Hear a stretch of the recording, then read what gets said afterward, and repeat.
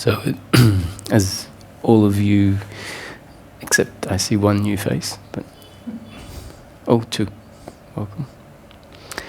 As anyone who's heard even one talk before, it is probably pretty clear that the teaching framework highlights that the seeking is really about something very practical, something very simple, something very definable, describable. And that's described as simple peace of mind in daily living, unbroken peace of mind in daily living, regardless of the circumstance that you find yourself in. And daily living is circumstance, changing circumstance. And this very simple description is often not delivered. And the seeking then becomes about other things. There's a reason for that, because the methodology, the process by which the very simple outcome of peace of mind sets in, the methodology, the process, is, you could say, complex. A lot of things need to change. And the good news is we don't really need to understand that. We don't need to have an instruction manual that says on, day 400 I need to do this. The process gets guided quite, well, we could say magically. There is a very good description as to why we don't consciously need to know and why it still sort of unfolds in a orchestrated and ordered manner, and why in the end we do find less and less suffering. But the point is that we don't need to consciously understand what needs to come next.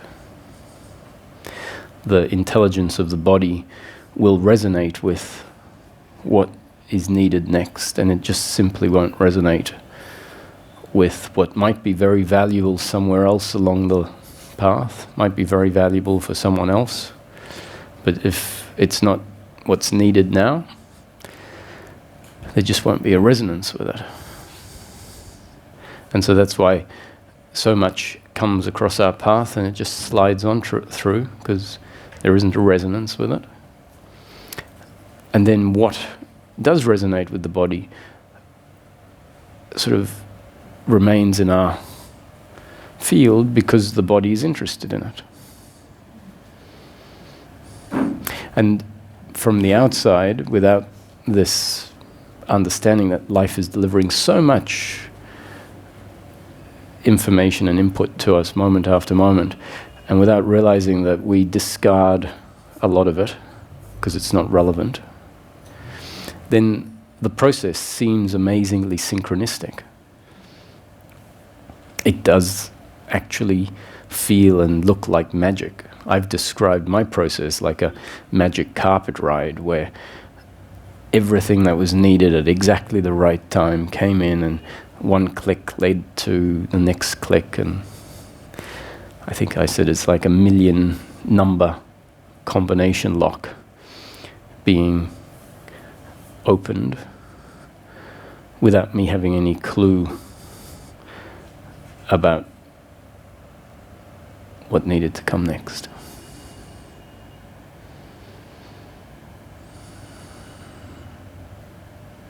So the process, the methodology can be complex, varied,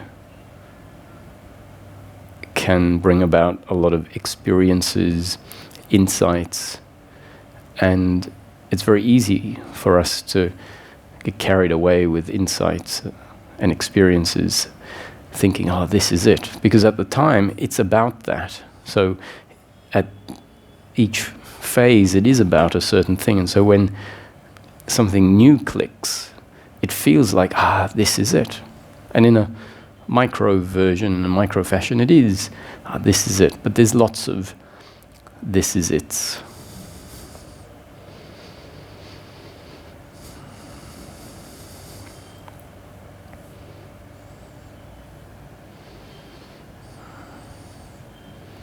With what I describe as the result being this very simple, unbroken peace of mind in daily living, which really means you continue to live your life doing whatever you're destined to do, whatever your circumstance and your makeup result in.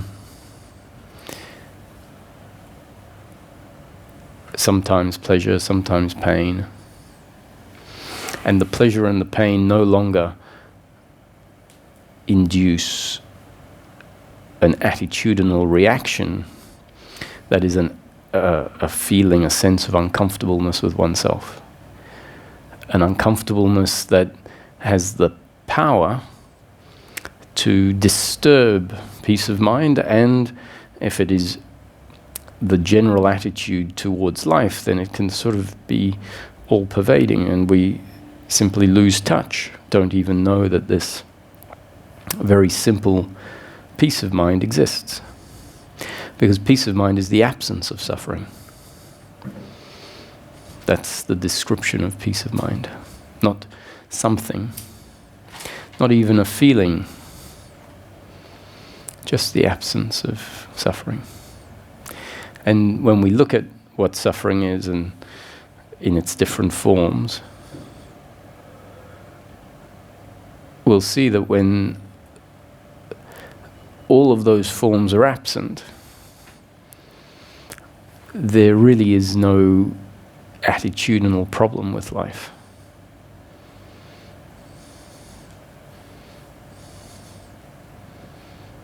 There isn't the need for something. There will be something which is the circumstance will be there. The interacting with the other, because life is interhuman relationship, that will still be there. But one won't be looking for one's completeness, one's contentment in the circumstance. That's one of the biggest pointers and insights that happens along the way, is my happiness isn't to be found in the flow of life. My happiness isn't to be found in circumstance. And that pointer is there because one of the, well, actually all of the forms of suffering, which in practical terms arise in the form of guilt and shame, blame and hatred, pride and arrogance, worry and anxiety, expectation and attachment to outcome, are all resting on the deeply ingrained sense of self that believes, not as an active thought, I believe, it's so deeply ingrained, it is the false sense of self that I am not whole, and that's based on the feeling of suffering that's within our space. I am not whole, and one day in the future everything will be okay, and it will be okay because things will change. Circumstantially, things will be different. I'll have good health, I'll finally have found my soulmate, I'll be financially independent, I'll have enlightenment.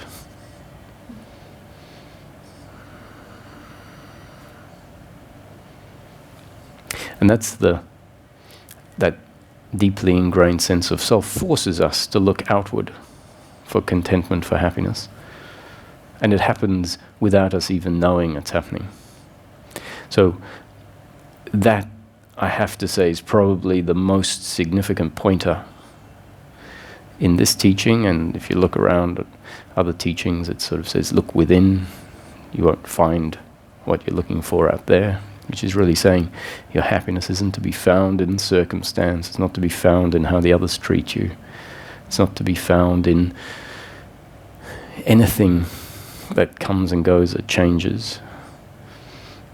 The happiness that we're looking for is inside, it's already there, and it's based on who we are at our core, what the core of the human being happens to be. Now, we didn't create this world with all its diversity. We didn't create how human beings are. We are one, and it just so happens that what human beings are includes a core that is in and of itself self-confirming, self-contenting, and at peace when the thinking mind is not active and disturbing that peace.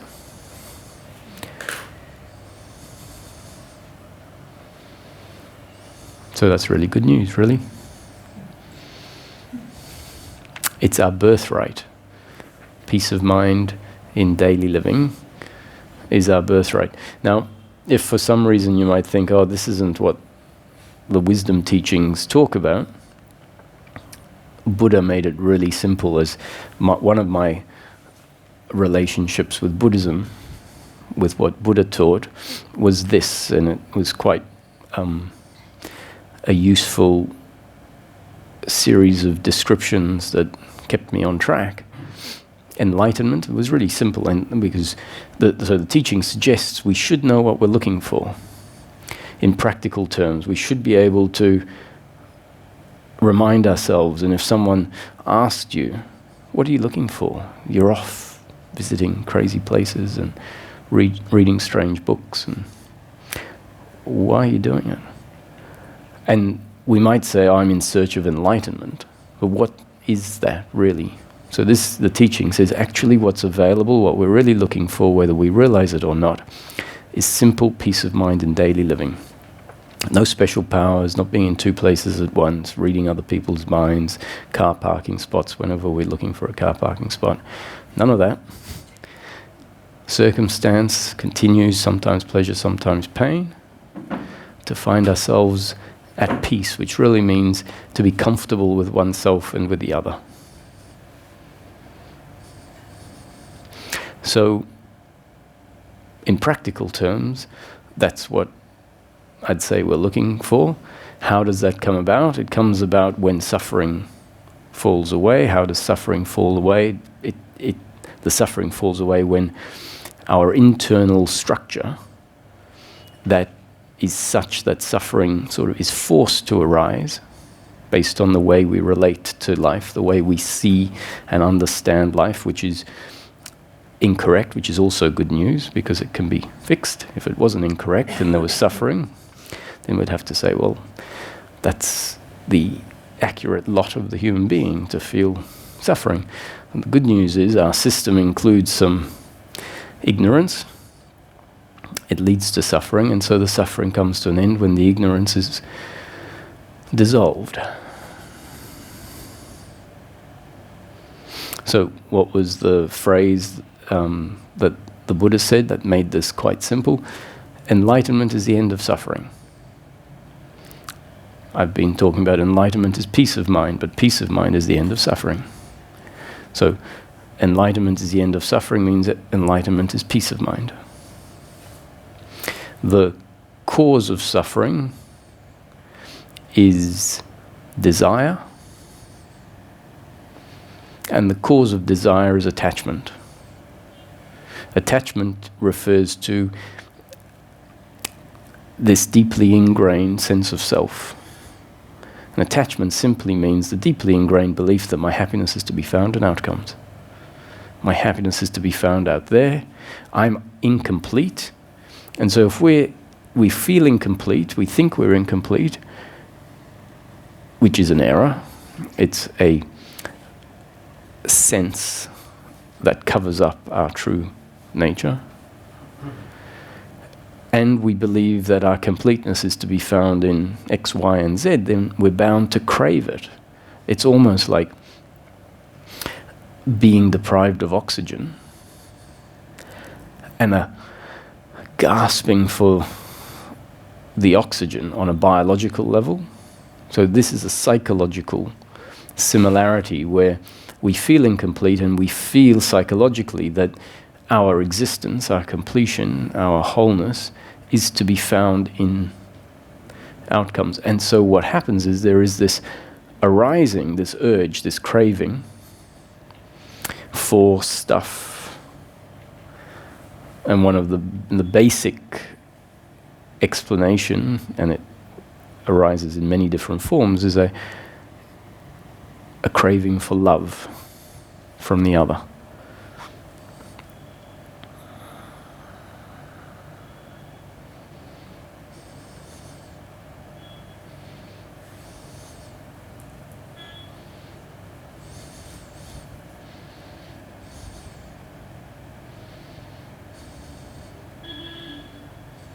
And that's a psychological movement based on this psychological identity that's been set in place. Not by us making a mistake, but by the impersonal process of life that has grown us and shaped us to be all exactly the way we are.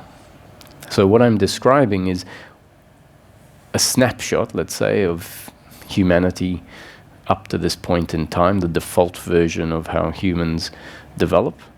We know there are some exceptions that have been happening in history where that structure has changed.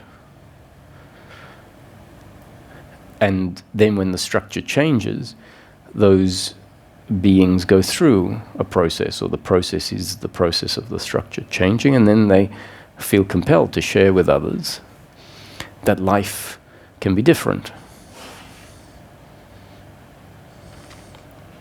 So in Buddhism, it starts off with the first noble truth: life is suffering, which is just a description of the default structure of the human being as life has formed us, and how we find ourselves reacting on an attitudinal level to the pleasure and pain of life.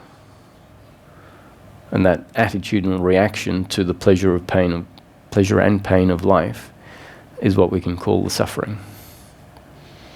And so it's really saying, acknowledge the first noble truth, acknowledge that life is suffering. That the way that we are, or the way that I am, forces me to suffer. Some people wake up in the morning suffering just because they realize it's life.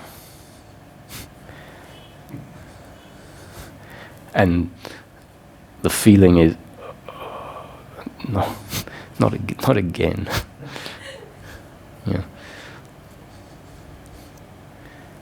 So it doesn't even require painful circumstance to trigger suffering sometimes, depending on the structure. And suffering isn't going to be only triggered by pain. Even when there is pleasure, the psychological self simply can't be at peace. It is the opposite of peace. And so if it's enjoying pleasure, it's feeling pride possibly about, look what I've achieved, or look how good I am because I get to have this and you don't. Or it's saying, when is this going to end? Because what will my life be when this pleasure ends? And so we don't get to fully enjoy the pleasure because the psychological narrative is disturbing it. And another form of psychological narrative that isn't related to pain in the moment is expectation that assumes happiness is going to come later today or next week or tomorrow based on something. And then there's this compulsive ongoing thinking about the topic that we're sure will deliver happiness. So maybe the putting in place of a business venture, or thinking about developing some creative outlet where you can then be appreciated for the great things you produce, the outcomes. And that thinking is, at first it's one of the more mild forms of suffering. If you compare it to shame, which includes a sense of despair and lack of self-worth and insecurity and self-blame. If you compare it to shame, then expectation could be you could say, a mild version, because you might actually think, oh, I'm excited about this thinking that I'm doing about a project. I said, but you've been doing it for years, and it's not the sort of thinking that is actually getting you to put the project in place, or the project is in place, but we might see that we're continually attached to an outcome. That's all we're thinking about. And at first, it may seem like it's actually a positive thing, because we're usually envisaging a positive outcome, hoping for it. When it is seen to be a form of suffering and it starts getting cut off, and we come back into being present, it's like, what a relief. And the contrast between the ongoing expectation for something and hope for something, compared to just quiet being, reveals that that too is a form of subtle, ongoing disconnection from oneself, which is disturbing the moment. It's a form of suffering. The guilt and blame have got to do with a different attitude, the second prong of the two, of what underlies suffering. So what I've been talking about here is attachment to outcomes. And just above attachment to outcome is the belief in personal doership, where we see ourselves as a separate, independent entity in complete control of what we think. That's the most insidious part that gets missed, is, we're convinced that I am the one creating the thought that says, oh, I can respond to your comment this way or that way. So we believe that what we are is a person that has control over how they function, has control over the thoughts they have and the feelings they have and the reactions they have in the moment. And the description in the teaching is, no, that's not what the human being is. The human being is a beautiful, complex, biological instrument designed and created by life. Life is living us. Life is powering us. We are a result of this very complex, beautiful instrument that is enlivened by life, and an aspect of the human being is consciousness. So it's a biological instrument through which consciousness functions. But the thoughts and the feelings and how we find ourselves in life is a happening and not our doing. And that can start to be seen when it's described. The descriptions being put forward here can actually inspire a contemplation. Could this be true? So they're just descriptions for your consideration. If you don't like them, you don't have to hold on to them. But if you find yourself inclined to question whether they're accurate, you can observe and inquire for yourself, because the descriptions are not talking about whether there are Martians on Mars, which would be sort of theoretical at best and very hard to confirm. But rather the concepts, although because they're a little foreign, in a way the mind sometimes just shuts down and says it's all too complicated. But they're not complicated. They're very simple descriptions. And you can think about them, and more importantly, verify them for yourself in your own life experience. And as you do that, if you find that there is a thinking about the concept intellectually, and then being guided to look in daily life because of an understanding of what the concept is saying intellectually, then you start getting your own confirmation. That means that the concept starts going deeper and deeper. It's no longer something you've just heard and it may or may not be true. You get the opportunity as you go through life to check it out for yourself. An example of how something goes from an intellectual understanding to a much deeper understanding can be demonstrated by something that happened to me many years ago here in Tiruvannamalai. And that is that many years before, someone had said to me in some other conversation, if you smile at a monkey, they're likely to get quite aggressive with you. And at the time, I thought about it and I couldn't get it. And then it clicked. Because you're showing your teeth, and in the animal kingdom, if you show teeth, it's usually a sign of aggression, not happiness. And I confirmed this with the person and go, yeah, exactly. That's right.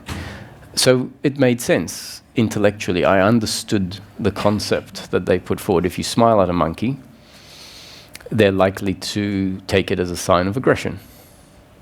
And then that conversation, the topic faded away, and I was walking up the hill and got to a flat point, and there's a rock wall on one side. Actually, I was walking down the hill, so the wall was on my right, and there was the smallest of monkeys. Looks like it was just a few weeks old, if that. And the features were also fine, and it was just interested in playing. So it put its hand out to, I don't know, touch my clothes or whatever it was. And I was looking at its eyes and its bald head and small fingers and thinking, this is so amazing. And a big smile came onto my face.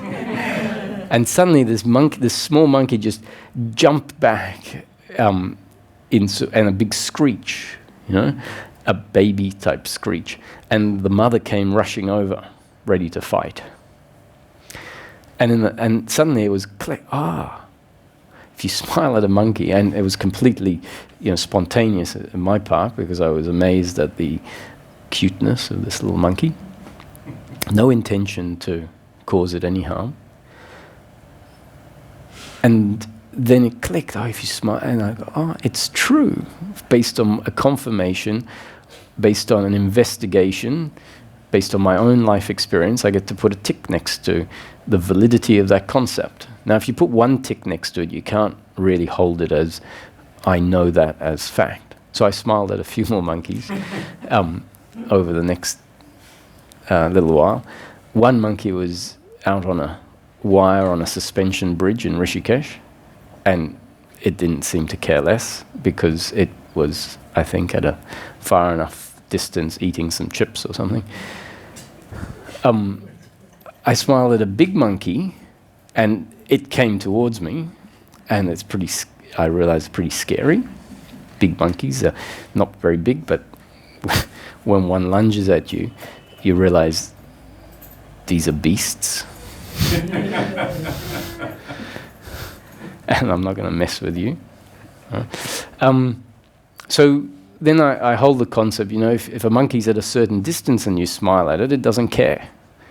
But in certain contexts, you put enough ticks next to it and you understand the dynamic, that the concept, which at first was understood intellectually, you start to know it much deeper based on your own exploration, on your own. So all of the concepts that I'm talking about are intended to become part of your makeup, which is described here as the evolving of this beautiful, complex biological instrument that life is creating because of the genes that life put in place. So this amazing divine blueprint that grows.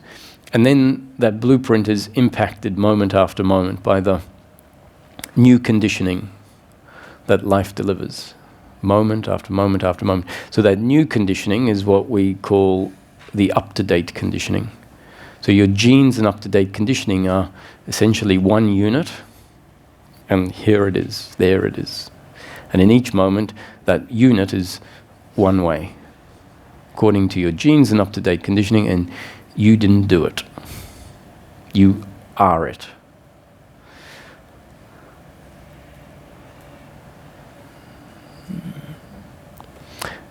So the teaching, the concepts, are new conditioning in life that may become part of your up-to-date conditioning. And just like the concept that if you smile at a monkey, it might drop away into a hidden part of your being, and then at some point it kicks in. And you remember the intellectual concept, hopefully at the same time as you're confirming it with something that's happening in your own life experience. So an example of the concepts, this is since the point when I started talking, you could say it's one whole big concept. Talking is putting concepts into verbal language. Concepts are just ideas, descriptions, notions about something. So your happiness isn't to be found in the flow of life concept. The flow of life is always either pleasure or pain concept. The flow of life is circumstance concept. Life is one continuously changing circumstance concept. Life in the moment will be pleasurable if the circumstance is in line with your biological preferences, which is part of your genes and up-to-date conditioning, part of the instrument that you are. Several concepts in there, you can break them down into small ones. Life will be painful if the circumstance that's happening at the moment is not in line with your biological preferences, which is part of your makeup in that moment, genes and up-to-date conditioning concept. So all of these things can be confirmed for yourself. Your happiness isn't to be found in the flow of life. Your happiness isn't to be found in circumstance, which is always either pleasure or pain. The flow of life is always pleasure or pain, nothing ever more than that. That doesn't mean that pleasure or pain can't be very varied and in-depth, so the feeling of love. So I'm not, by saying the flow of life is pleasure and pain, I'm not really reducing life down to anything, because life circumstance remains as diverse and in-depth as it is. So the feeling of love, let's say, can be a very complex feeling, but it's either pleasure or pain. If you drop a brick on your foot, it's part of circumstance, either pleasure or pain, depending on your biological preferences. Some people like pain. It's not generally the case. So if you order a pizza and it's, the dough's terrible and the cheese is off and it's too hot or whatever, then that's a painful circumstance, not in line with your biological preferences. You order one and it's just spot on, then that's pleasure. If someone shouts at you, part of circumstance, pain in the moment. If someone tells you you've done a great job, pleasure in the moment. I'd prefer you told me I did a great job instead of telling me I did a rubbish job. Pleasure versus pain. We can break the pleasure and pain into three general sort of subcategories: physical pleasure and pain, emotional pleasure and pain, financial pleasure and pain.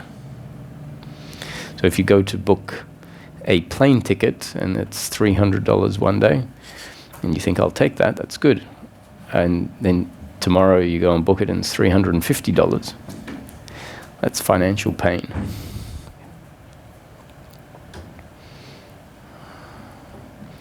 Now, a couple of days ago there was a satsang, it's entitled, "Why Do I Talk So Much?"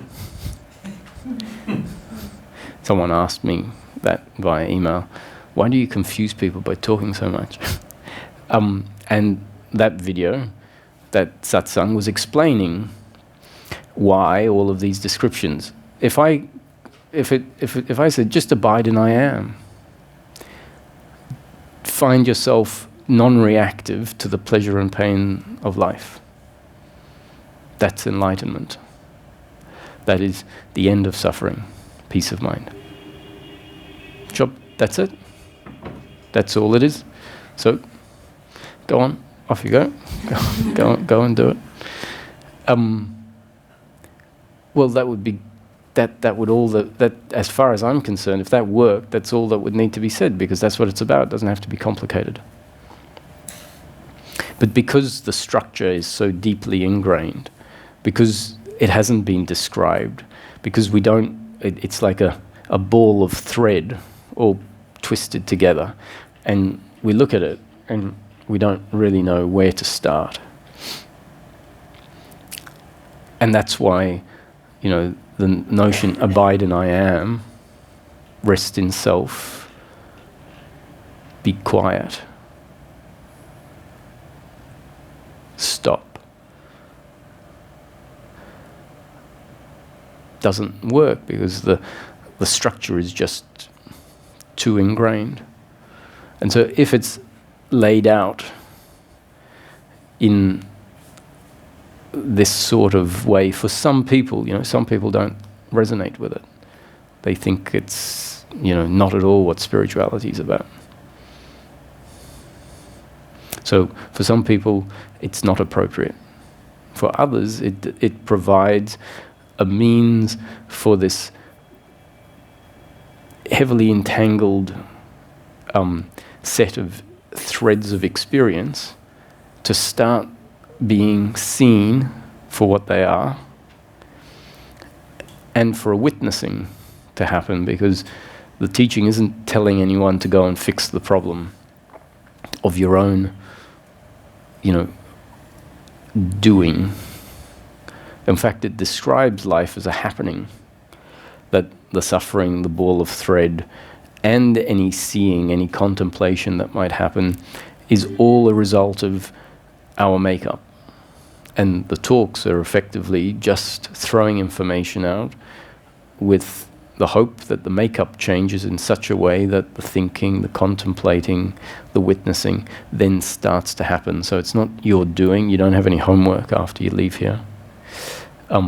Just like I was walking on the mountain, I smiled at the monkey, and the monkey screeched, and because of my genes and up-to-date conditioning, the thought arose, if you smile at a monkey, he's going to take it as a sign of aggression. So as you're walking through life, and a rickshaw splashes through a puddle of water, and you get wet with muddy water, the thought might arise, this is all part of the predetermined story of life. This is destiny unfolding. Circumstance is always pleasure and pain. This is pain in the moment. My happiness isn't to be found in pleasure and pain, which may cut off the reaction to the pain in the moment that might then be recognized as a disturbance of one's peace of mind.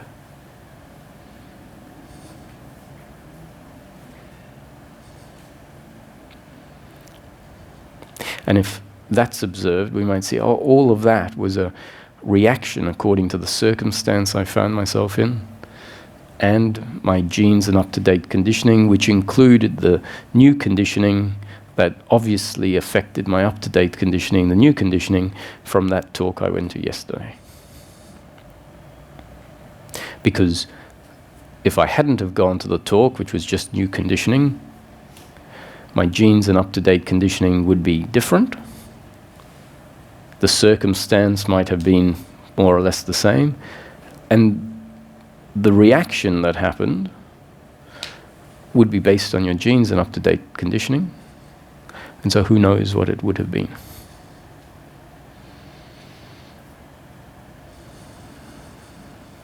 So that would be another tick next to the description.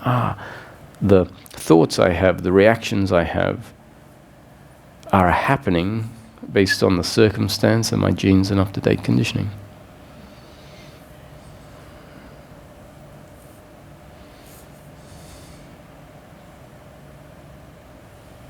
And the truth of the matter is that this understanding is not going to magically bring suffering to an end all of a sudden. Even the recognition of self, which is an important change in the process and a necessary change in the process that really changes our relationship to outcomes. It does some rewiring. When that happens and there's, I realize that I am not just a physical entity. I realize that what I am at my core is formless awareness. And we might think, this is it, this is what it's all about. It's happened. The awakening to myself, the self-realization has happened. And there may be a period of walking around in a sort of state of, I'm not sure who I am or where I am.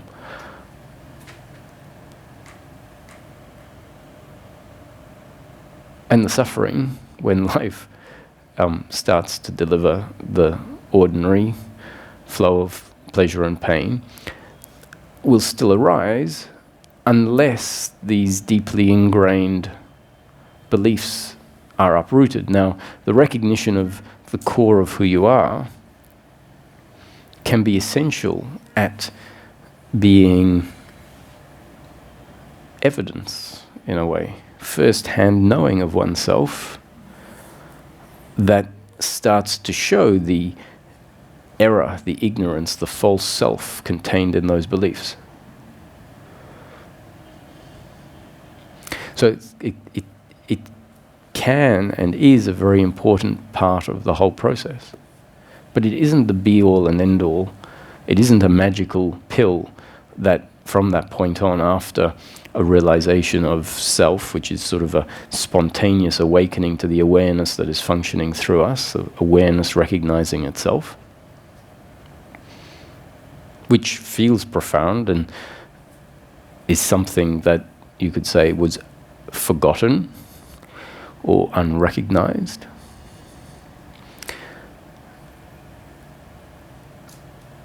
And we can be convinced that that's what it's about. It's about that self-realization. And then when things still don't feel quite right, we're waiting for that self-realization to be more complete. We're waiting for the next spontaneous flash, let's say, where it is more complete and something more changes. Really, it's very clear if we're a bit practical about it, that actually what I am looking for is the end of suffering. So to the extent that there is a peak experience happens and there's no suffering, then we assume that that is because of the peak experience, or that is because of the shift, the recognition of the core of who I am. And if it magically led to the end of suffering, the complete end of suffering, which is the case when it's there and things don't drag us out of it, then it would be about that.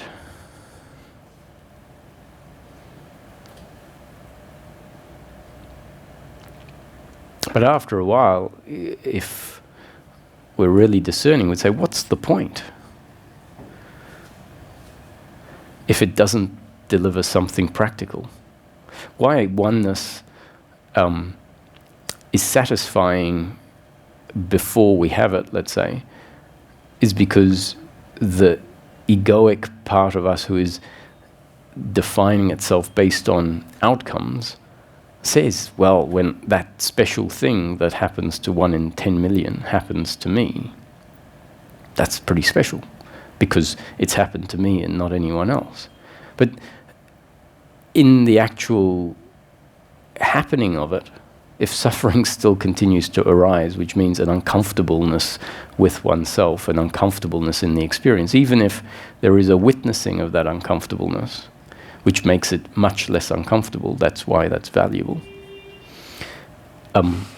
then at some point you say, what's the point, really? Unless we keep convincing ourselves that it's about oneness and I'm special because oneness has been realized or self has been realized. And in a way that's covering up the suffering with a belief that it's all about this and I've got it.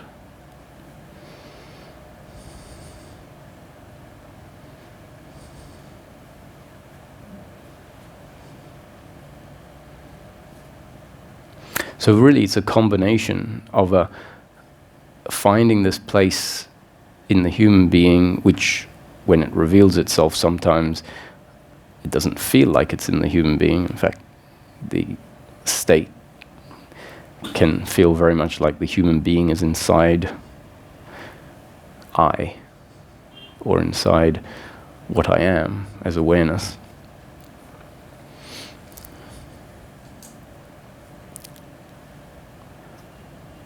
But we can come to see that that is actually an experience the human being is having, that is an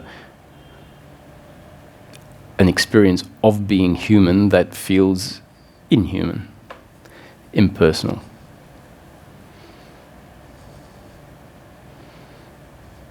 And so it's very important to find a place we can rest in, where we know, based on this connection to ourself, or this aspect of ourself, that it's not so important that I got splashed by the rickshaw, or that I missed my aeroplane, or that I broke my toe,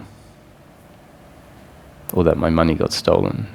Because we can come back, and in coming back, the narrative stops, the narrative about the circumstance, which is actually what's much more uncomfortable.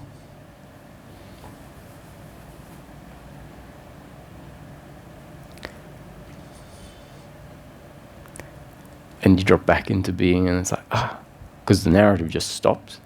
It's like, what a relief. Still, your money's been stolen, let's say. But the narrative about how this is an attack on who I am, and etc., which is the core of that attachment to outcomes, i.e. expecting life to turn out a certain way, that narrative falling away reveals that my completeness isn't to be found in circumstance, because you can find the peace, the resting, even in the face of painful circumstance. So having a recognition which breaks the attachment to outcomes in part is very useful, and at the same time an understanding of the remaining ingrained dynamic that still has the tendency to come up when the two work together. The ongoing suffering tends to get dealt with much quicker in this flip-flopping phase, where we're flip-flopping from feeling at peace, and it seems like it has nothing to do with any thinking, it has nothing to do with any cause and effect, it's just, I know myself and I'm at peace. And then we wake up and things are different. The suffering comes back in for a period. And it's really there as part of this process of working through. Now if we don't have clear descriptions that allow us to land, allow our awareness and our intellect to land on the suffering that comes back in on the flop, then the undoing of those false dynamics just takes longer.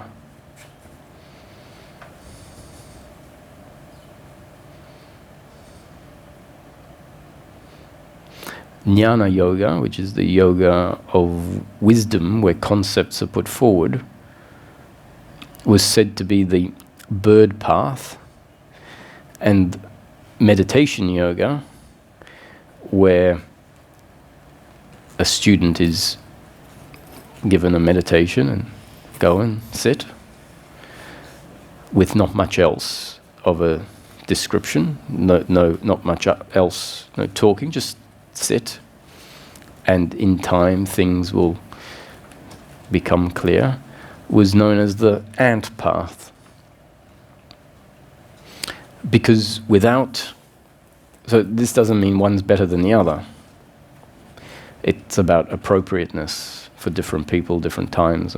But very clearly you find some people on the jnana yoga path, some people on the bhakti yoga path, some people on the karma yoga path, some people on the meditation yoga path.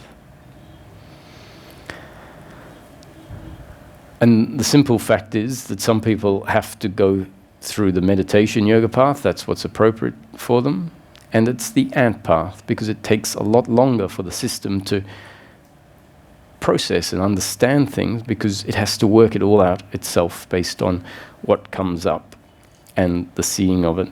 Now, obviously there can be a mix of jnana and meditation.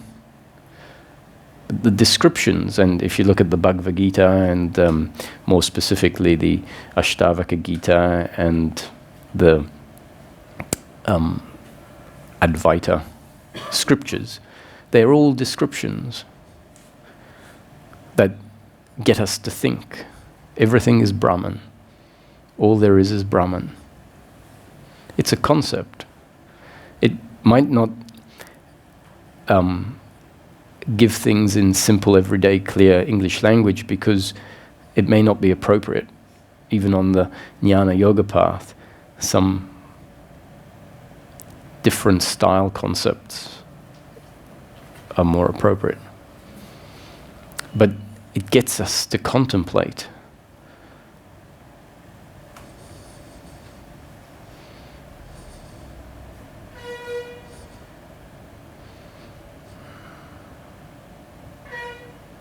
And that contemplation reveals a lot and starts cutting off what is ignorance.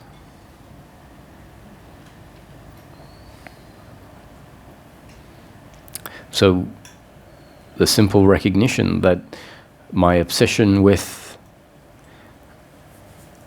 an outcome in one's business, let's say, hoping that or imagining that I can grow sales to this much and have this much revenue, can in fact be a form of expectation.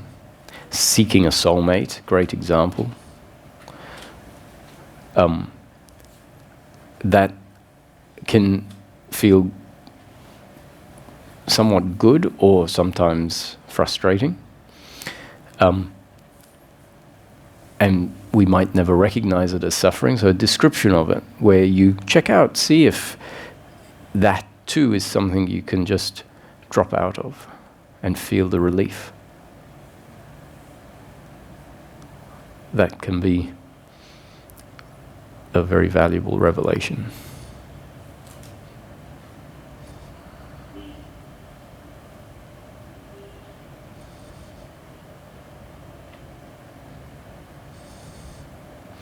And in the end, as I said, the methodology can be very complex, extended, different for everyone. But don't forget, in the end, it's just about finding a quietude, an internal equanimity with how life unfolds, understanding I'm not making it unfold, but rather I'm part of the unfolding. So the teaching suggests that all of life is predetermined, from the beginning of time to the end of time, a creation of, you could say, God's will, source. Source has turned into the story of life. A dream could be an interesting analogy to look at. The human being, if we assume dreams happen in the mind of the human being, goes to sleep and the consciousness of the human being explodes into a new creation. The dream world is formed within the consciousness of the human being. And all the characters in the dream are part of that creation and consciousness. And the dream unfolds according to the creator's will. The characters in the dream, if the dream is created along similar lines as life, the characters in the dream will feel like they are separate, independent entities in complete control of everything that they think and everything they feel and everything they do. Maybe the dream inserts within those characters an attachment to outcomes, where they feel incomplete and are on a search for completeness in the form of outcomes. The circumstance they come across in the dream is all a magical, you could say, creation, spontaneous arising in consciousness. And the circumstance, how the character responds to the circumstance and what the outcome is, all part of the unfolding of the dream, not the doing of the individual characters. And yet, within the dream inserts the experience that it is me, the dream character, doing all of these things. And if there is suffering in the experience of the dream character in the dream, then that suffering too is part of the dream. Nothing that exists in the dream could be there unless it is part of the dream itself. And the characters in the dream are not separate from the whole creation.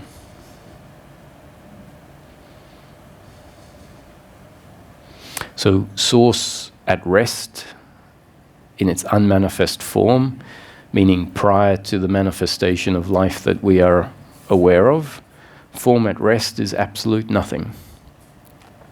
Pure, bubbling potentiality. But not really bubbling, because it's absolute nothing. But potential nothing. And because it's potential nothing and not dead nothing,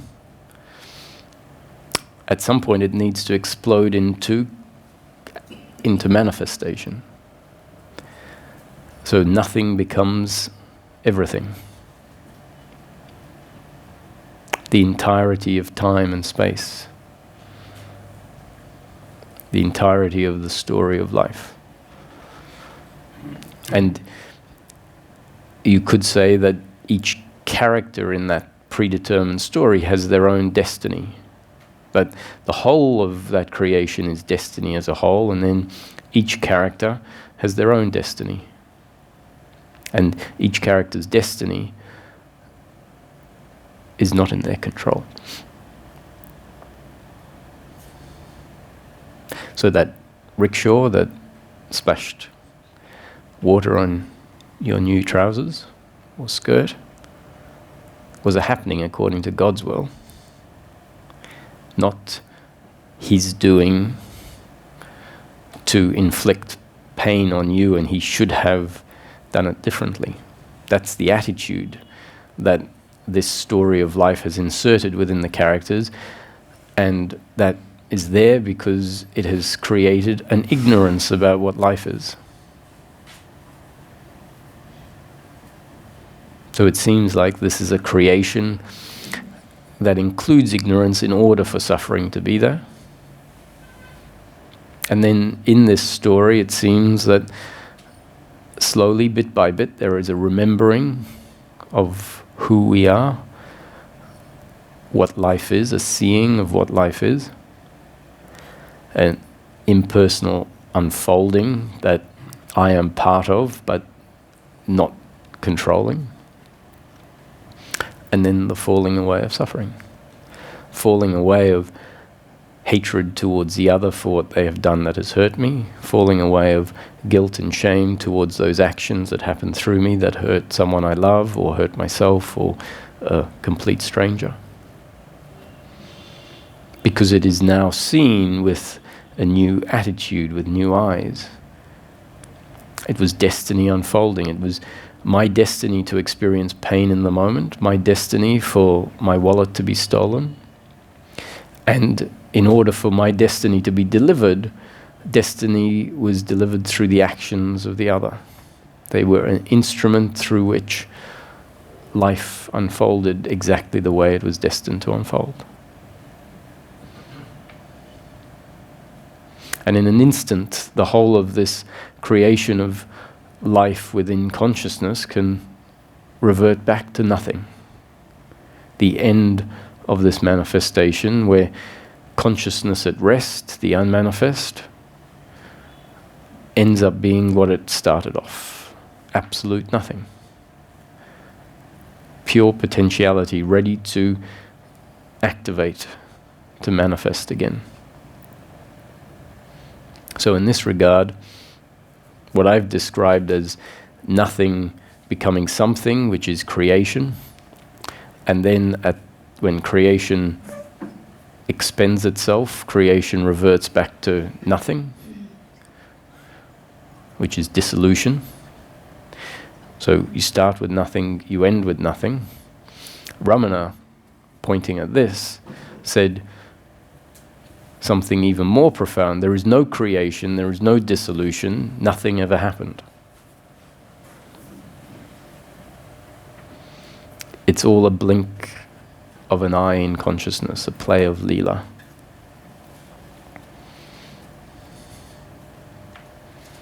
And the attitude that human beings have been gifted, not really gifted, the attitude that's been imposed on us is the attitude of doership and attachment to outcome. So we can't let go and remain grounded, seeing life as a transient happening that really doesn't touch who we are at our core, until that particular type of conditioning gets dissolved.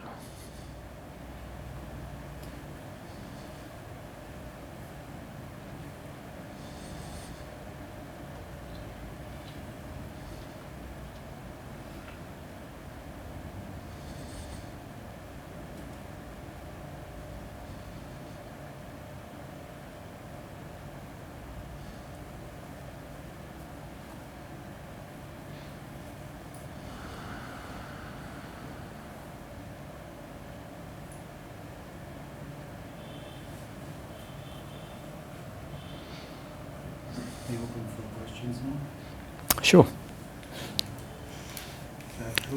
Just for the sake of the recording and yeah. Check. Okay. So I have two interrelated questions. The first one was, in the beginning you described how you referenced the magical degree of synchronicity in your own process. And I wonder if you could expand on that a little bit and give some examples. Sure, yes. And shall I do that before the second part of the question? It's up to you. Okay, why not?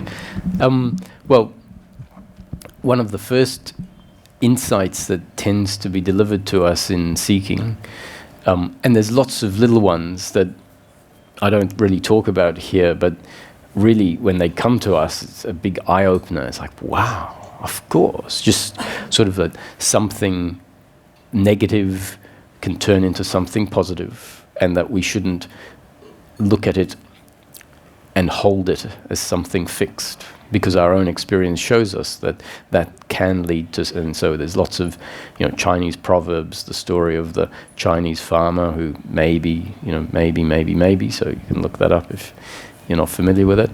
And they're not often really delivered within a cohesive, spiritual framework. They just, when we start being interested in this, they come sort of like exactly as we need them.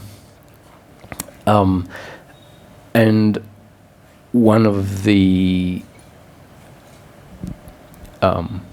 first sets of dynamics we tend to notice is that of coincidence, where we start noticing life seems to deliver coincidence in such a way that we sit up and take note.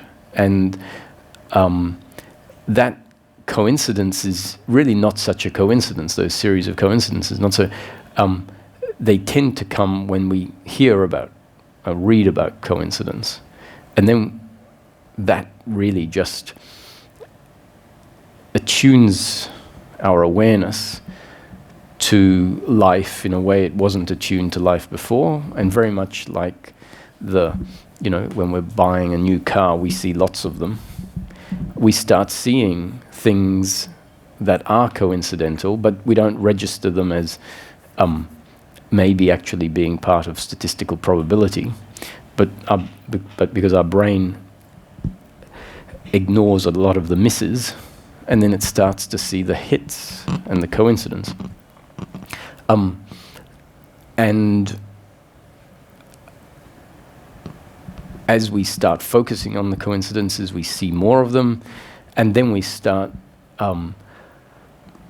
thinking to ourselves, there has to be more to this than meets the eye. And so those coincidences, when they happen, like seeing the same person 5 times in a day when you've traveled 60 kilometers from the first place to the second place, and then another 100 kilometers to somewhere else, and the person is in the same cafe, or you see them and you think, this can't be. Actually, it could be that you're traveling the same route. And those are the places you go. But anyway, the point is, you can have a few of those, and they can, at the time, really impress you. I found that without applying any critical thinking at the time, the very way that the seeking unfolded, how reading one book was so powerful, and then you sort of wonder, what book should I read next? I don't know. I'm sure I'm not going to find one that's as good as this one was. And then the next book that you find seems to be exactly what you need. And so the way we interpret it is, this is a magical ride, and it must be preordained and pre-orchestrated. There are other explanations, but let's not burst the bubble of romanticism. Yeah. Because the fact is, at the time, the lack of critical thinking that can explain it differently, which doesn't prove it to be different, but it can, further down the track, it's very good for us to open up and say, actually, it may be because of this that I wasn't looking at the time. But one example was amongst many, so it was like a four-year amazing unfolding. Coming to India to meet Ramesh, I came not having listened to his teachings. I found out one time when Googling something about I Am That he was the translator for Nisargadatta Maharaj. I had spent 3 years with his teaching, had read I Am That 7 or 8 times. The huge shifts, and because, each time it was read by a different person, essentially. And it was digested differently, and so there was this continuous series of changes through that 3-year process. And I had this feeling arise that I wanted to come and pay my respects to Nisargadatta through Ramesh. So I was en route from Australia to Europe, and I added in a 1-day stopover in Mumbai. Maybe it was 36 hours, and it was just enough time for me to go to one satsang of Ramesh, where I was sort of going to pay my respects to Nisargadatta. It turns out, so I get there, it turns out that Ramesh is saying something completely different to Nisargadatta. And then it starts raining that night. The hardest rains that Mumbai have had in decades, floods. The airport is closed for 10 days, and so I get to stay there for 10 days instead of 1 day. And in that 10 days, I'm given so much food for thought, and so many insights happen. And going back to I Am That, I had finished reading a book that referenced I Am That, read another book that then referenced I Am That, and then another book that referenced I Am That. And then I saw someone on the train reading I Am That. I'm sitting off it, and I go, I have to get this book. And so this was in 2001, I think, and I wasn't familiar with internet and Amazon and whatever. So I was visiting every bookstore in my area, and they were all just standard, I don't know, what are bookstores? Chain bookstores, so they didn't have I Am That. And each morning I would walk for 3 hours around a park called Hyde Park in Western Australia, and it was when I would be contemplating and thinking about things and observing, and it's 6 months that I was looking for this book, I Am That. And one day, as I was walking to the park, just crossing a small road across the park, I looked to the right, and there was a house that was made of stone, and I like stone walls and things, and so I went and had a look at the house, and then I saw a door, and it said the Theosophical Society bookstore. And this bookstore, which is just a few 50 meters off my normal path that I walk every day for the last 3 years, hadn't ever noticed it. And this moment I notice it, so I think, let me check, because I checked all of the books. I walk in, and on the pedestal, on display, I Am That. And this tingling sort of comes down over my head, and so, and I went straight home and started reading. And if I got this book 6 months earlier, when I was reading it, I said, this would have been, I would have put it on the shelf. I wouldn't have been ready to read it 6 months earlier. And here it was. So for me, the process was like 4 years of that. So it seems like there is magic in your life, but you would prefer to rationalize it. No, I just see that being definitive about what it is part of the very dynamic that actually keeps us caught in beliefs. And so I think it's very useful to have an approach that sees it could be because of something else, but then realize that we're not given any absolute proofs as to which of the two it is, or whether it's another model that we have no idea about. So you leave it open. Sure, I don't know. And yet I don't know doesn't penetrate down to, in a way I don't know, penetrates to the deepest of depths, but it doesn't interfere with looking at what life on the surface suggests, which in practical life is very useful to treat as relatively true, I think. Because we can find ourselves in the spiritual search where I heard Adyashanti once referring to, I think, this particular phase where we're sort of blissed out and like it's all God's will, and we really have become a bit practically dysfunctional because we have, in a way, suspended all parts of the intellect. And he referred to them as stupid saints, which is not meant to be a judgment, I'm sure, but it's more like a discernment, a seeing that certain faculties of thinking have been shut down. And being shut down because really the suffering is a form of thinking. So if you do shut down all of your faculties of thinking, then suffering tends not to be able to arise. But unfortunately, we've probably thrown the baby out with the bathwater.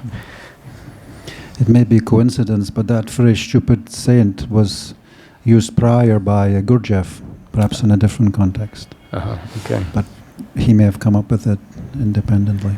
Right. But the second question is somewhat related in the sense of the law of attraction, but not in the sense of deliberately manifesting what we want, but in the sense of the conditioning that we carry, actually unconsciously magnetizing or manifest some circumstances which force us in a way to face, for example, some childhood trauma, some incomplete stage of development with the parents or something, that we will keep coming up against that situation which is mirroring until such times as it gets digested.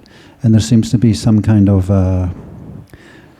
almost magical interconnectedness in the way life provides us these situations and opportunities. Sure, yes. You'd like me to say something on that, or? Yes, please. Yeah. So a simple example that I use, which is saying what you've said, if someone is afraid, that's their blueprint. They go into life scared, and they keep finding that they are the ones targeted. So they become the victims of a perpetrator. And as you say, it's so weird. You say, wow, they're scared, and they have all these stories about them being victimized. And I don't have these stories, it's not my life experience. And yet if we look, we'll find our own version of that, like you described. And so we say, why is this? And so the reason I say someone who goes out feeling scared, it's like an animal that is injured or scared or weak in the wild. The predators are looking for those animals, and they can feel it energetically, they can see it based on how the animal is moving. And so the predator doesn't go for the strong. And so these energies, these ways of seeing life attract certain circumstance. So the attraction is not because you are thinking it in consciously in a sense, but can be very much based on how you respond. Another one is if someone is angry in life, it's bound that they get into more conflicts because you throw anger out. Some people walk away and other people hit back. So it's not really as unexplainable as we sometimes think. Right, and as you said, I think you referred that sometimes when some conditioning falls away, then we suddenly see our attitude to the circumstance, or even the circumstance itself can shift simultaneously. Yeah. So I guess the point I'm getting at is like this idea of predestination. Like there can be all these energy dynamics going on. It could be part of the predestination, but yet it's not, in the living of it, it's not at all flat. It's not linear. It's quite dynamic and interconnected and juicy in a way. Indeed, that's why saying life is predetermined is not reducing it down to anything, once again. Because what we're saying is that the life everyone leads is predetermined, and it's far from flat or lacking in juice. It's only if we, and often it's when the doership and the attachment to outcome part of us hears predetermination and interprets it a certain way that it rejects it as not being viable, because it says, well, if it's all predetermined, I can't control things, and that's not acceptable to me, so it doesn't want to hear it. And it also says, so what would the point be?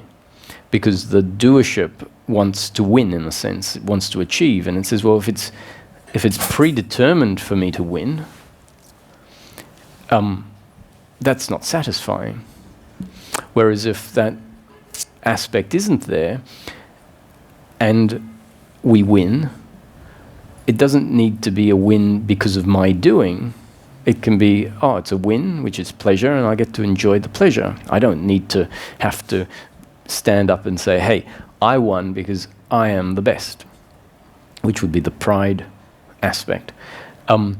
So actually describing it as predetermined is just a way of seeing it. It doesn't actually change the dynamism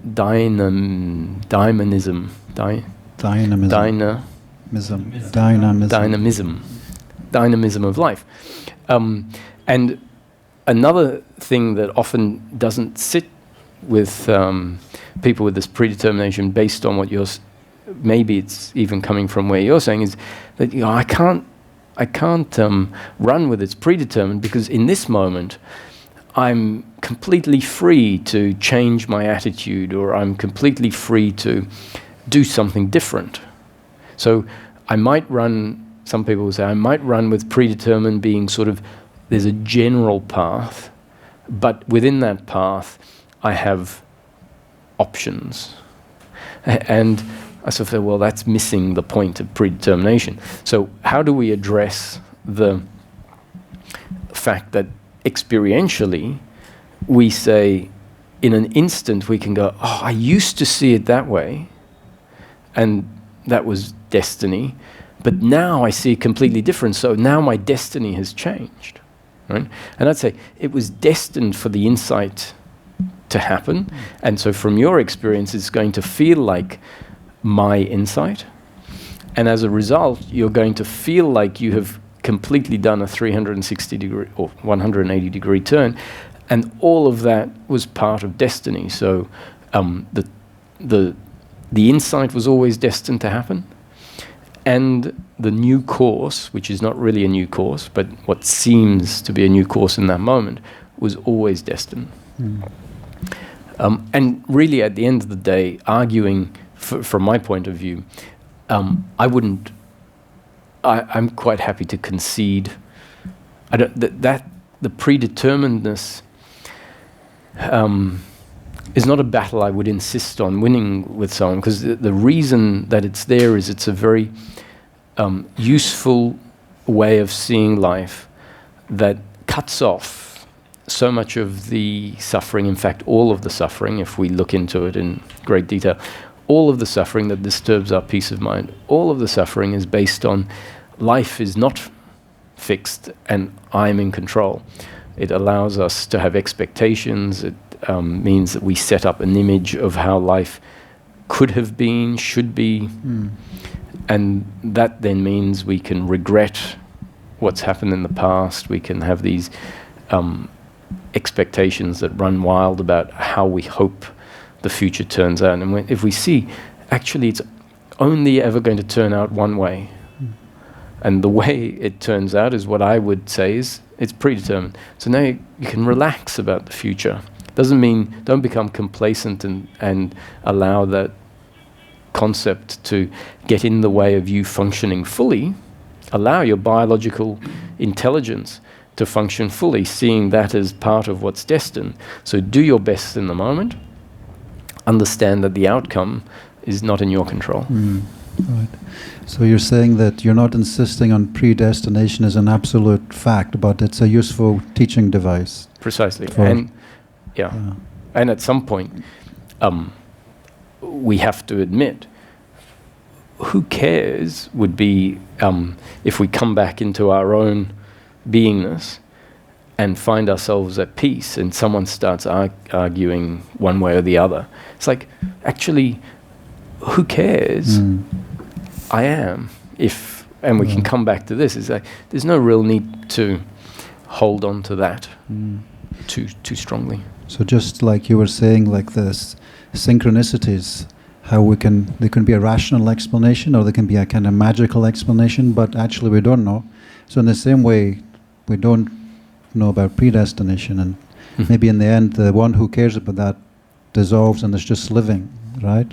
That's exactly the point. Yes. So, as a device to adopt the perspective of predestination as a way to deconstruct the ego, then do you see any? Well, it's kind of obvious, but that there's a advantage and there might be a disadvantage potentially to adopting that belief.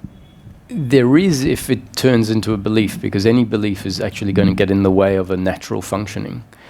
So I would say ideally it gets held as a concept that we investigate and put ticks next to. So there are several ways, both from a sort of more quantum spontaneous description of predetermination, that can get someone to say, actually, it's not just a helpful concept that has no substantiation. Because I could substantiate predetermination, or at least more importantly, lack of control, both in our how we function and in the outcomes, I can substantiate it, and I do substantiate it from two angles. One, the spontaneous happening point of view, and the other, a causal point of view. Now, those substantiations can be investigated for ourselves, especially the causal. The quantum is more like quantum theory and harder to substantiate without a deep understanding of quantum mechanics, let's say. The causal can be explained, substantiated, and described such that we can investigate it. And then we can say, oh, I see how I'm not in control. Now, we shouldn't hold that absolutely, because any observation and any conclusion is bound to be within the realms of relativity and subjective. So it's an error of our thinking if we say, I've confirmed it and it's absolutely... But any scientific theory really is a model of best fit.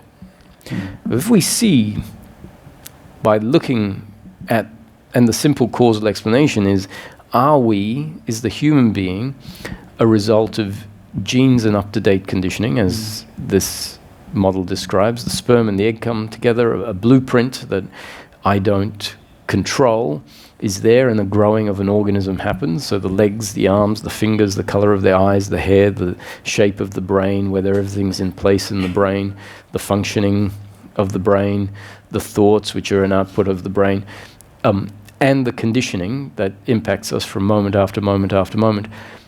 Is the human being that physical vehicle through which consciousness functions, and on a biological and psychologically completely dependent on those factors that are out of our control?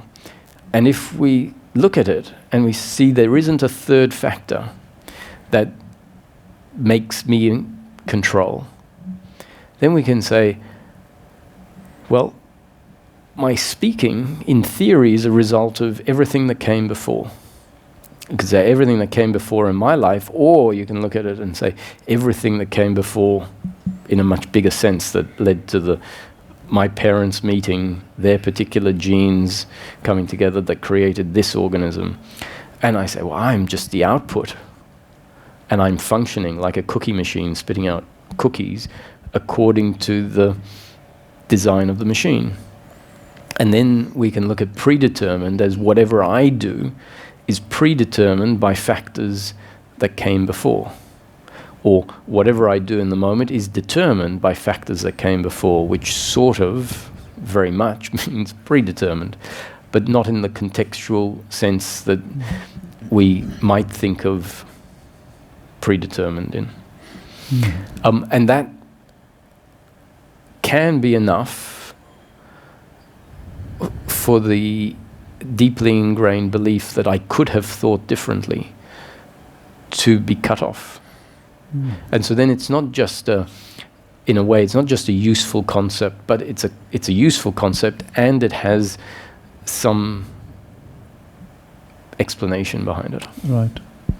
So it seems the essential point in terms of it being helpful, is that the deep acceptance or understanding that I am not the doer, and that life is happening according to God or higher will or something other than the individual doer. Yeah, not me. Yeah. Yep. So it doesn't, and whatever happens, we can say is according to that will and couldn't have been different. Mm-hmm. But we wouldn't necessarily have to say predestination, because we could subscribe all that to the operation of a higher will, which could change things according to its own will, which we cannot understand. Yeah, so relative to the human being that has to live their life, and hopefully happily until the point it dies, we say life is predetermined. So then from our own attitude point of view, we say, from my perspective as the object living out my life, whatever happens is determined not by me. So yeah, the pre part is it's really, if we come to see that it's really there to interfere with the suffering that arises, and yet, so we can drop the pre, because we can say, well, what if life is spontaneously created and there is no pre? So some people will have an issue with pre, and I say, okay, but looking at your life in the moment, spontaneously created, where these are the words coming out, from the perspective of the one aware of the speaking is determined not by it, let's say. So, Thank you. Yeah. Thank you for the questions. They are very, very good when the questions are considered and help the framework unfold. A comment and a question. Mm-hmm. So the comment is, in your description of the flow of life, you described it as either essentially positive or negative, or pleasurable or painful. Mm-hmm. My experience is that a lot of it is actually neutral, or at least relatively neutral. Mm-hmm. So like, if you're walking down the street, unless something really interesting grabs your attention, or you're really annoyed by the traffic or whatever, Mm-hmm. it's just a fairly neutral experience. Yes. So I just want to throw that out there. I agree. So if we just say that there are two extremes to the spectrum, extreme pleasure, extreme pain, and in theory you could say there is no point that is absolutely neutral, Sure. or you could say that until we start feeling, there's a big space in the middle that's neutral, but still essentially all within on the spectrum of the interconnected opposites of pleasure and pain. So, Right. The question is, where or do you see surrender in this approach? surrender is the result of the deep recognition, I'm not the doer. Because the surrender is a surrender to thy will be done, not my will be done. So you see it more as an outcome, a sort of desirable byproduct, so to speak. It's in my experience and how it's described in the framework, it is in a way a spontaneous coalescing of a previous contemplation that will what's the word?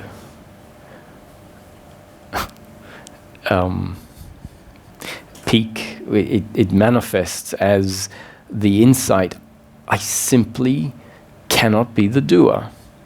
And I put it into words, but it's when we're playing with the jigsaw puzzle pieces and then the last two fit into place. And to me, that's when, so something I don't often talk about is the deeper intellect. I talk about the intellect and this sort of discern the difference between the working mind and the thinking mind. And the working mind is the functional thinking that hears the concepts and thinks about them. And it's the functional mind that sets up the taxi to the airport and works out a lot of things that you need when you're at the supermarket. And it doesn't disturb our peace of mind. And the thinking mind is based on the ingrained belief of doership and attachment to outcome. And it's the suffering. And it's attitudinal to circumstance. What I feel drives so much of life that is responsible for so many of the outcomes that we call grace, for example, that we say it just simply wasn't my doing, it feels like it wasn't my doing, is the deeper intellect. And the deeper intellect, you could say, is actually part of the human being, and the human being is a much, much more complex, to the point of including in an understanding of what life is, which is primarily causality, but then including in the causality quantum causality as well, which might mean including in notions of quantum entanglement, where you change something here and it changes over there, the notion that time and space are not linear. And we get a glimpse of that when we drop into meditation and touch the core of the human being. We start to see it's a much more eternal, non-causal, non-space-bound space. And so there's no reason why the human being doesn't have much more depth. Well, it does. We see that we have much more depth. And I'm suggesting that in the depth of the human being, there is the deep intellect. That when the thinking mind quietens down, the working mind has done its bit. The working mind and the deep intellect start communicating. And the deep intellect sort of requires the working mind to have aligned a few things in order for the functioning of the deep mind to work on that particular topic. And then the deep mind starts working in a way that we don't even know or register. We don't feel like that's happening. And when the deep intellect gets something, it delivers that as insight. That feels like it's come from outside, because we're not familiar with the working of the deep intellect, because our thinking mind is blocking it most of the time. And so we have humans in history, like Einstein, for example, who seem to have appreciated the fact that humans don't know, can't work things out unless there is quietness, which is a connecting to maybe outside, because we're connected on a quantum level to everything. And yet in the same token, we can look at it as myself. So these insights, for example, and a lot of what we call intuition, and a lot of the synchronicities that happen, can be because of a working of the part of the human being that we, on a conscious level, have no experience of those mechanics actually working and processing stuff. I forget what the question was, so I don't even know if I addressed it. It was about surrender. Yes, so surrender.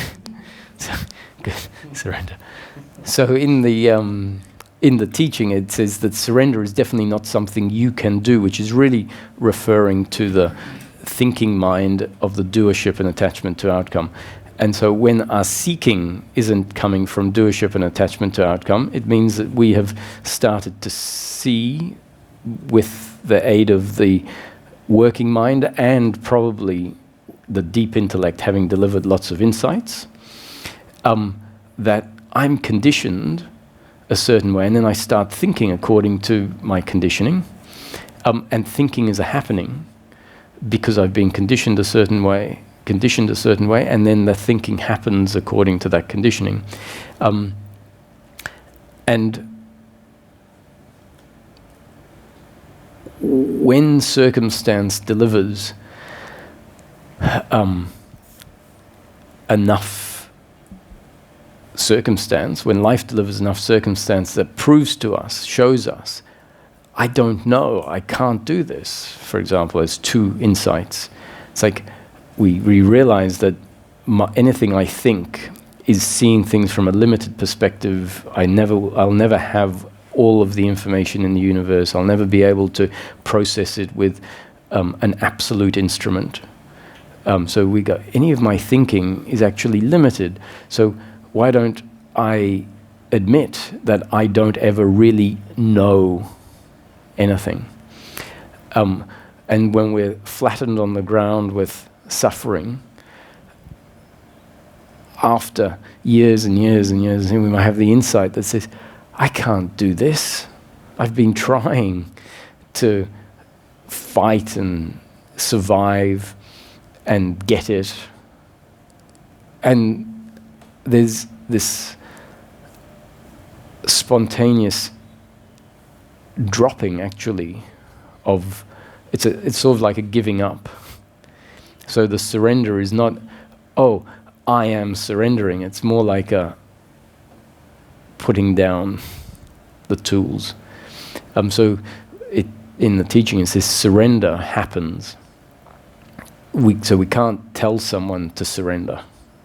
But you can talk about surrender as being very important, and that talking about it at a particular moment when the experience delivers the insight, I can't do this. And the two come together and it can be a great moment of surrender happening. But that's really what it's about.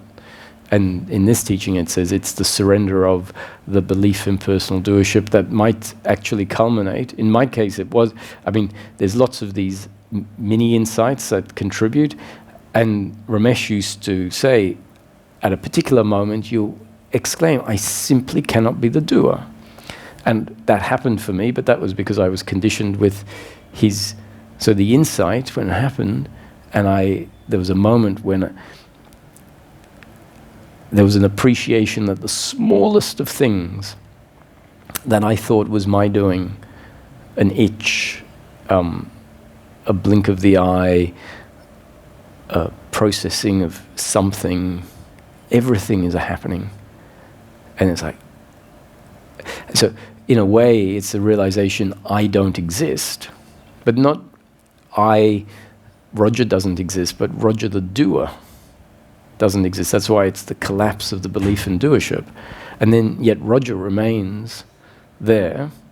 And often when people say, no, so-and-so, I died and there's no one here, it's like, oh, what you really mean is you realize that there is no doer, or there is the realization that the human being is basically a layering of a whole lot of experience and thinking and stuff in a particular moment. And when we deconstruct all of that, and we see in meditation that the thinking falls away and the sense of the body falls away, and we go, wow, there's just experience and there's no one really here. But you can't live life in its deconstructed form. So once you've seen that, you actually come to a point where you say, well, but life is the living of Roger in a world, even if it's all an experience, and that's life. And so then there's a surrender to living as Roger, because that is what the life experience continues to be until the body dies. So yes, there are all these insights, there's no one here, but then, in my experience, at the end of it, I continue to live as Roger, doing whatever I'm required to do in the circumstance, feeling as if it's my doing. So I live as if I'm the doer. So even the notion of non-doership or any concepts of non-doership don't come into daily life. It's just that the attitude of personal doership and attachment stop arising.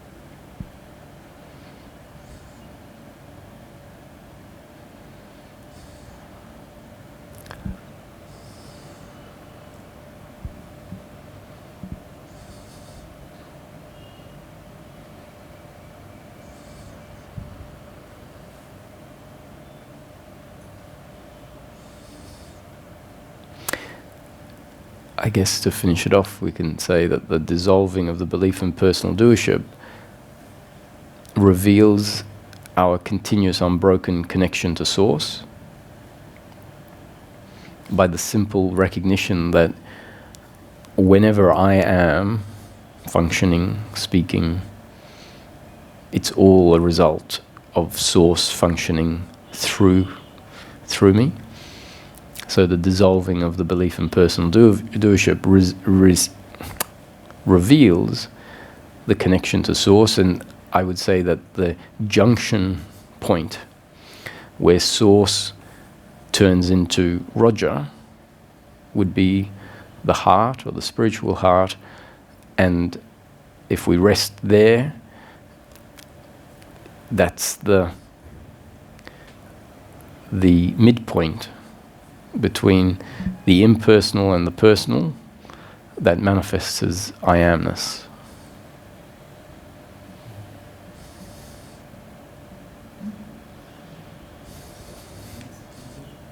Sure. I'd like to ask about the possibility of the sense of personal doership falling away, and yet there could remain some difficult conditioning. Like, say someone had a very abusive father and there's a very wounded inner child remaining, and all the various whatever complexes or needingness. Mm-hmm. So could those coexist, that the sense of doership fell away, but there's still some difficult conditioning remaining which might continue to act out?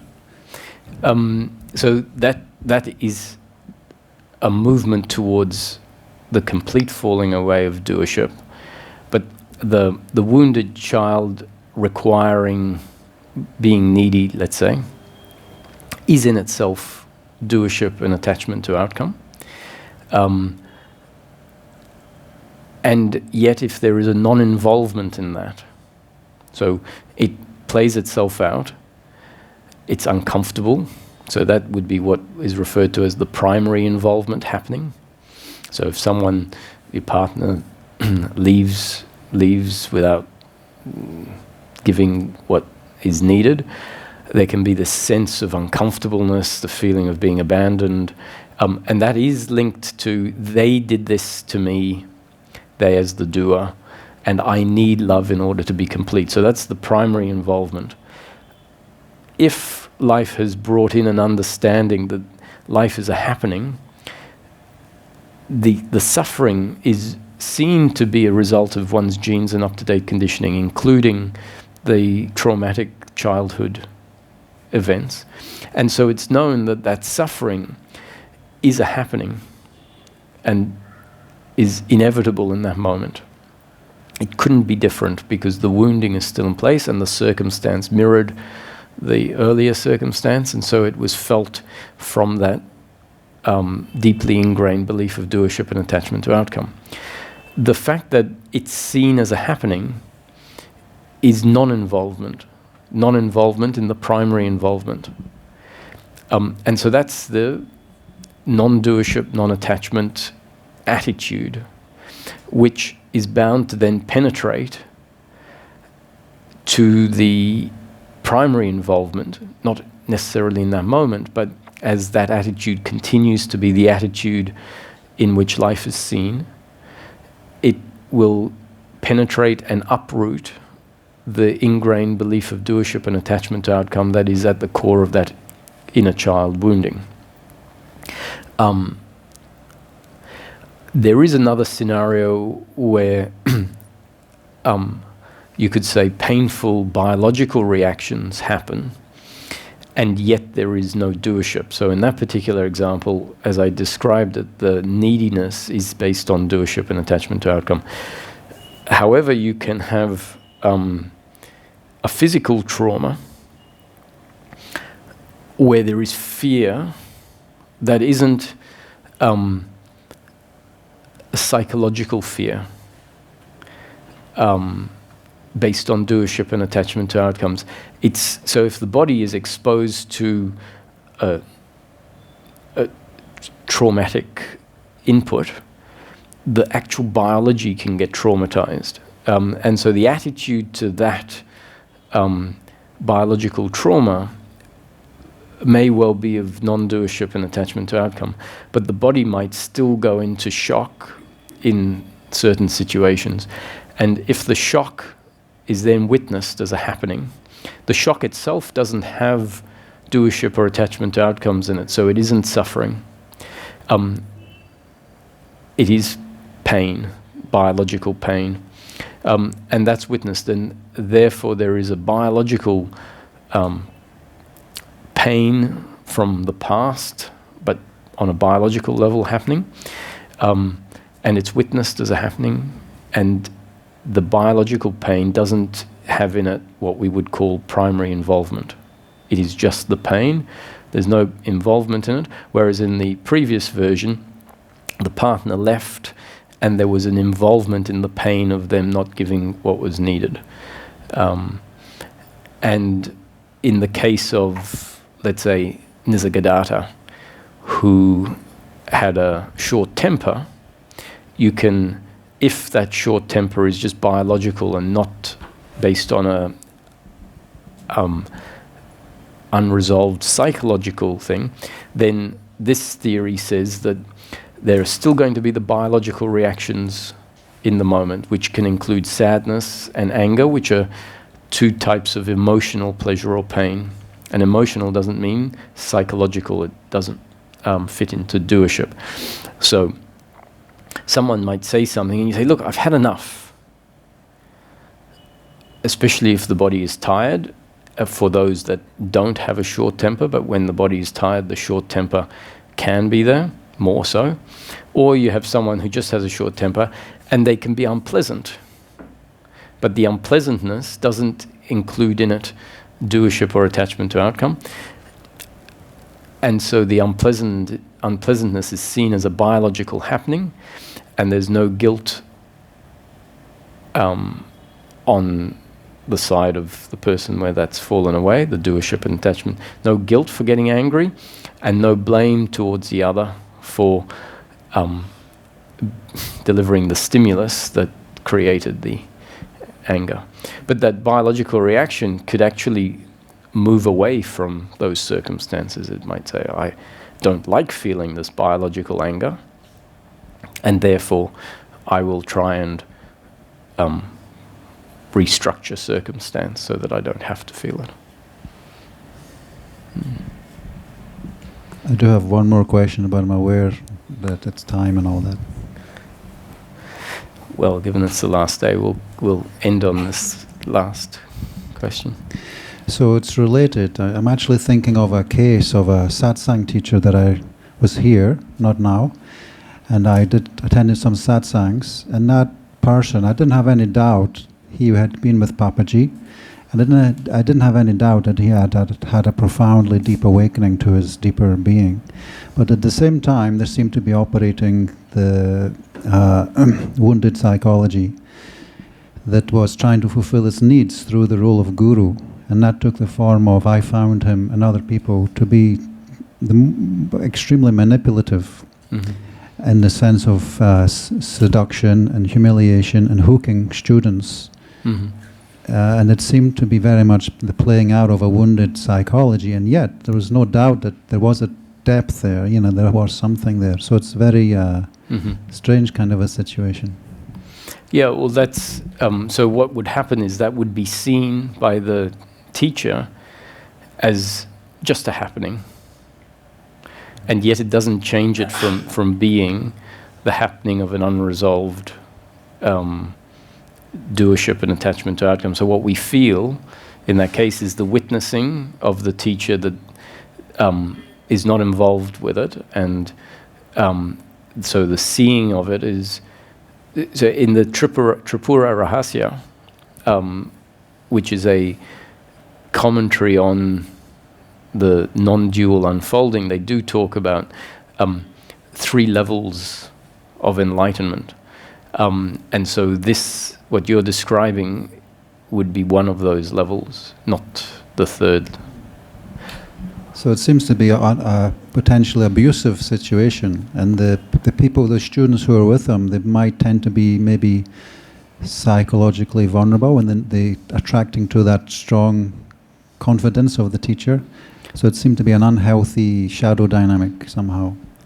Yes, I'm guessing I actually know who you're talking about. I have an interaction myself with that person once, and when he asked what I talk about in satsang, I said, well, actually it's coming at it from a practical daily living perspective, talking about how enlightenment is peace of mind in daily living, and he got very angry.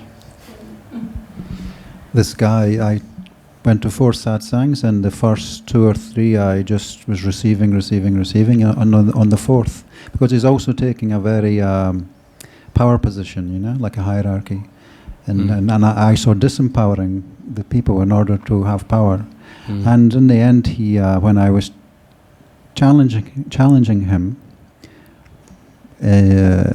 from quite a calm place, he kicked me out in the end. He got very. He kicked me out of the satsang. Yeah. Well, which I thought was pretty cool, actually. Yeah. When you're more enlightened, you can come back. I can go back to his satsang. Yeah. I'm being facetious. Yeah. No, but so my point is for me what was very telling was that when I put it into practical terms,